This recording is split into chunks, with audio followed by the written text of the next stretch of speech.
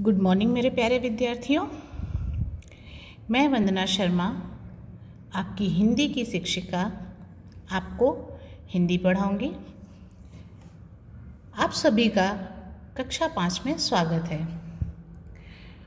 आज की हिंदी की कक्षा में हम पढ़ेंगे हिंदी व्याकरण। सबसे पहले मैं आपको आपकी टेक्स्ट बुक के बारे में बता दूं। यह आपकी सुगम हिंदी व्याकरण की पाठ्य पुस्तक है। यहाँ पर 3 लिखा हुआ होगा। जिस बुक में यहाँ पर 3 लिखा हुआ होगा वही बुक आपकी कक्षा के लिए उपयोगी है। आज हम पढ़ेंगे आपकी हिंदी व्याकरण की पाठ्य पुस्तक से पाठ 2 वर्ण, द अल्फ़ाबेट। सबसे पहले जानेंगे कि वर्ण होते क्या हैं।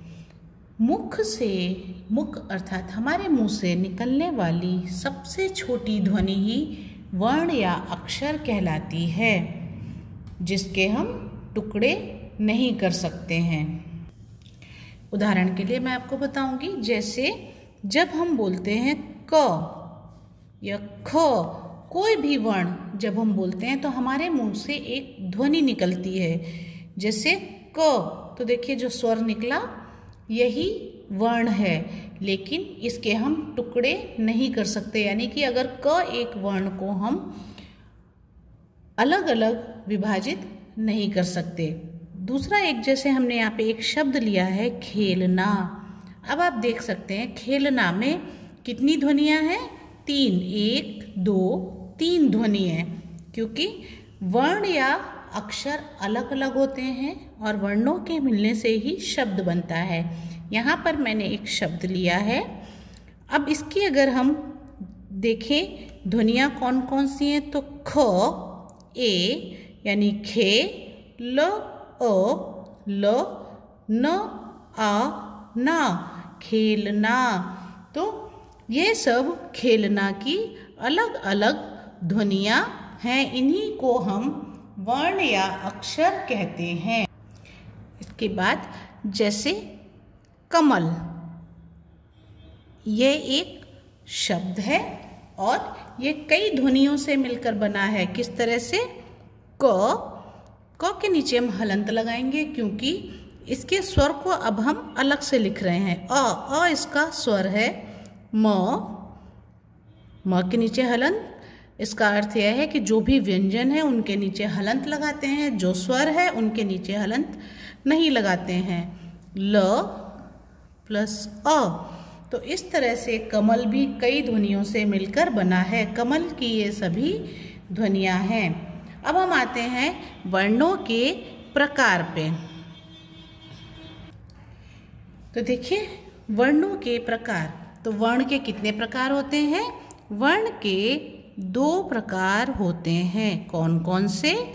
एक होता है स्वर, दूसरा होता है व्यंजन।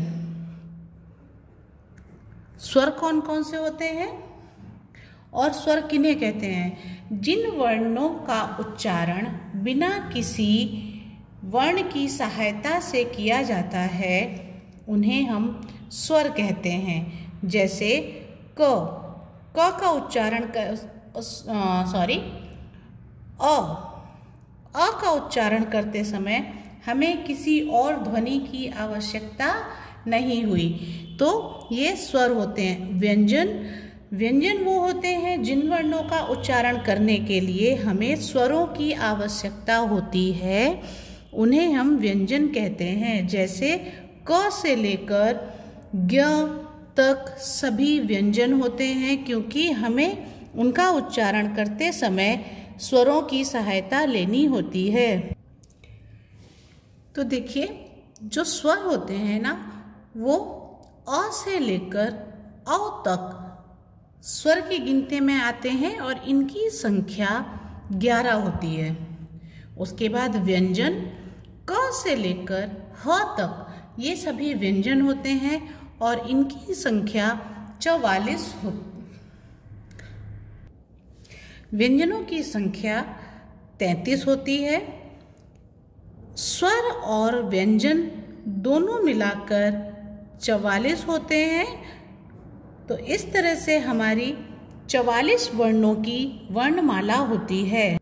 इसके बाद अब हम आते हैं आगे अंग और आहा।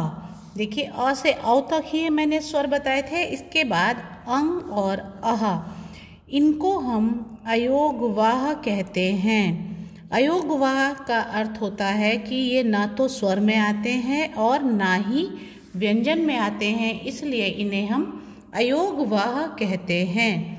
उसके बाद जब हमने स्वर बताए थे तो आपको बताया था क से लेकर ह तक सभी स्वर आते हैं। उसके बाद छ, त्र, ज्ञ और श्र, ये चारों वर्ण हमारे संयुक्त व्यंजन में आते हैं। संयुक्त व्यंजन में क्यों? क्योंकि ये सभी वर्ण 2 अक्षरों से मिलकर बने हैं। जैसे छ से छत्री, तो ये कौन कौन से 2 वर्णों से मिलकर बना है? क प्लस श से षटकोण, इन 2 वर्णों से मिलकर बना है। त्र, त और र।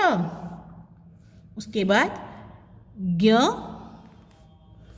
ज और य और श्र, श और र।